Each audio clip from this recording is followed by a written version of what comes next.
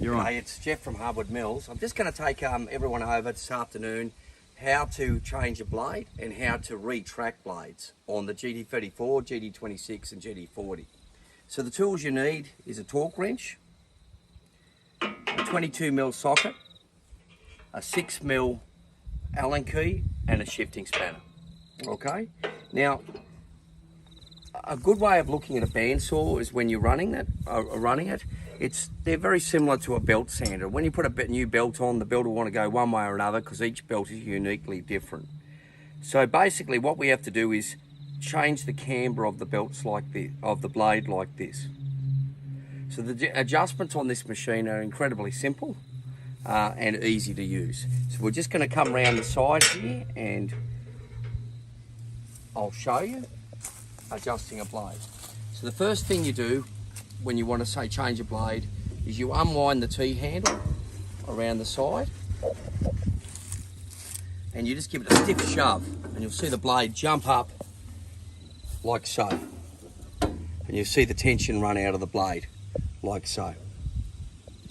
So when you put the blade on into the guides, now when the machines are brand new, the best thing to do is to open these guides right up on both sides and move your guide blocks back, which are done by this bolt and another bolt in here.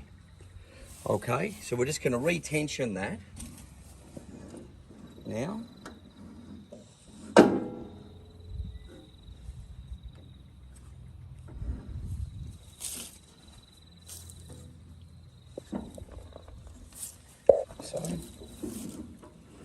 Now, sometimes what will happen when you're retensioning them, because some blades can be looser or different types of blades, you might get your blade, your band wheel at an extreme angle like that. And a lot of people tension them up and it'll stay that way. And then the tracking adjustment, which I'm just about to show you at the rear, they'll try and bring that around. You can't do that. There's just simply not enough movement in the machine. So what you do,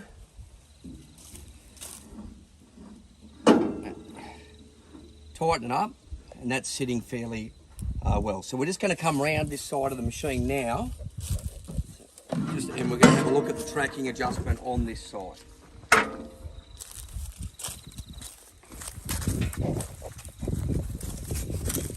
So if the blade is sitting, the blade should be flush with the back of the band wheel on the, we call this the idle or the tension side. If it's not, and you've got it by eye pretty square, what you do, so if it's the blade is too far forward, you wind in your tracking adjustment, like so. Now they're only small little adjustments, 1/4 inch adjustments, so 1/4 turn adjustments. And then you come around, you spin the blade, turn, always the way it cuts, like so. That's the way it cuts.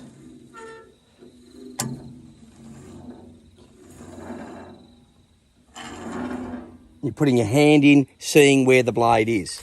Now that blade is too far forward. I've put my fingers in there and you can see in there, it's not flush with the back of the band wheel. So what I need to do there is I need to just back the tension off slightly on the T-handle like so.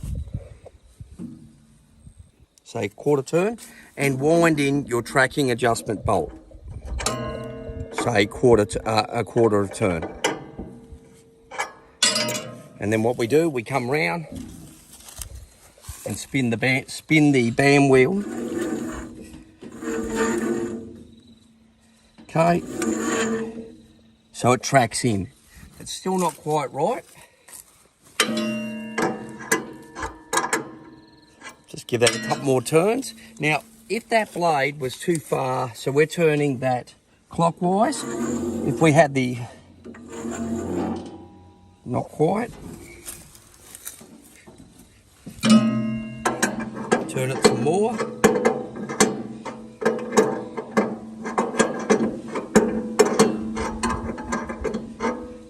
We're turning that adjustment clockwise to move the blade back. And that blade is tracked in on this side. Now, if that blade was sitting too far forward, we would turn the adjustment bolt at the rear counterclockwise. Now, I've pretty well much got this firm by hand, just by feel. It's quite firm. But the best thing to do is adjust this, is check your tension when you're learning with a torque wrench. So this is set to 30 foot-pounds.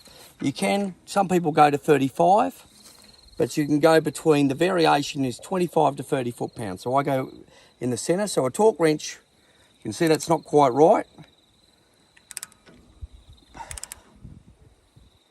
And you'll hear it click, click. And that's where the blade is set at tension there, at tension there. Now sometimes when you tension that final tension, it'll pull that band wheel around a little bit. So once you've done your final tension, come around the front. And what I think will happen is probably that blade will move off the back, which it has. Right, so what we do, we come round and we're going to adjust that counterclockwise.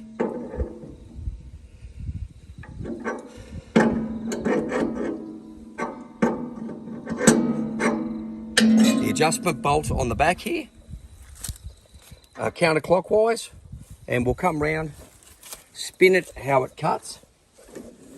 Always turn it the way it cuts. You can see that blade has moved forward and it's in an acceptable position. It's flush with the back.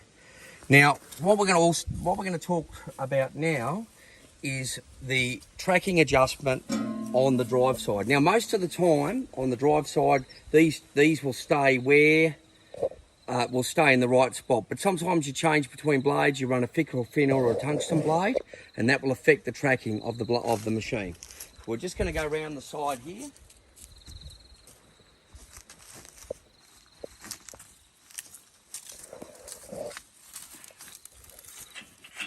Now, on this adjustment here, you can see this is a very simple adjustment. I'm just going to pull that black back plate off so people can see what's inside there. So you're seeing a big shaft in there, right? So if we want to move, if the blade's sitting too, you want the blade about a credit card thickness from the lip, which I'll show in a second inside. So if we wanted to do that, we chase it, we back out, we back. So we want to move it back. We wind out the bolt at the 3 o'clock position and then chase it in with the bolt at the 9 o'clock position.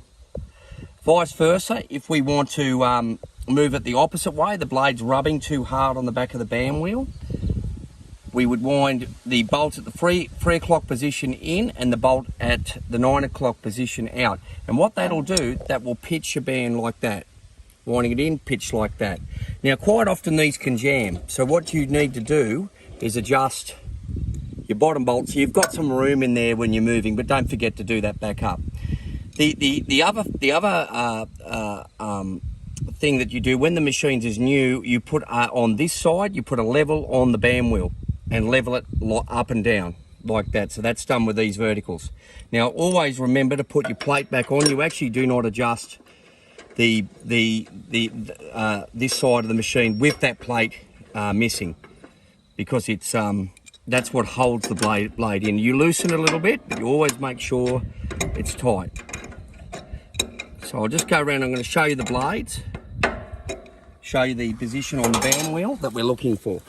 So if you're looking here, we're looking for just a credit card distance in here, in behind this area here. That's important. What you don't want this blade rubbing on the back of the band like this, because what it can do, it can harden the surface of the blade of the back of the band wheel. It crystallizes it and then the blade will suddenly snap. Okay, so the next thing we're going to talk about is just guide adjustment. So you've got a few different adjustments on your guiding system. Generally, when you've got these at the right distance, so I normally run these about 2 to 3 mil back off the blade on each side, like so. And then what you do is you always adjust them. You open all 4 of them up. Now, you've seen the blade dance a little bit there, so that means the blade was under a slight bit of pressure. And you've seen the bearing come in a little bit, so I'm just going to move that just back a little bit, like so. Now, what I do when I adjust these on all 4 of them, I always use a piece of paper. So that's just your gauge, piece of photocopying paper, or this is fairly light paper. Some people in the field use a gum leaf, and some people use a playing card. And I just let that drop. Now what you're going to be very careful of with these guide adjustments on the machine, and this is adjusted for all 4, you've got to be careful is these are fantastic. Shoe guides, I believe, are the best way to run a band. Problem with shoe guides is people can over tighten them and they can operate like a brake on the machine. So what we're going to do, we're just going to turn that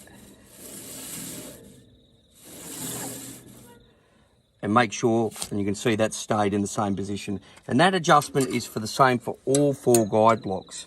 It's got to turn. There's a little bit of resistance through the clutch, and sometimes you hear that's okay as long as it's not really grabbing or binding on the blade. Well, that's how you adjust the. That's how you adjust and set up the saw blade and adjust tracking on the sawmill. And that's it. And thank you for your time.